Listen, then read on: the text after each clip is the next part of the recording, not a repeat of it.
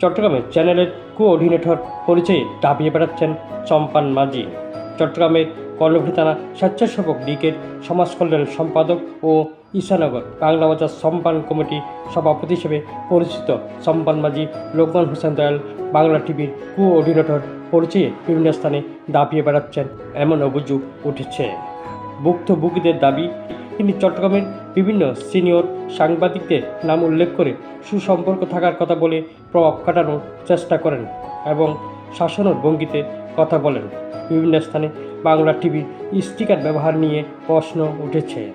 এ বিষয়ে জানতে চাইলে লোকমান হোসেন দয়াল তিনি নিজেকে বাংলা টিভির কোঅর্ডিনেটর বলে দাবি করেন। তবে বাংলা টিভি চট্টগ্রাম ব্যুরো প্রধান লোকমান জানান, লোকমান হোসেন দয়াল নামে কাউকে তিনি চেনেন না এবং তিনি বাংলা টিভির কোনো কোঅর্ডিনেটর নন। চম্পান মাঝি একটি টিভি চ্যানেলের কোঅর্ডিনেটর, এ নিয়ে প্রশ্ন তুলেছেন কয়েকজন সাংবাদিক।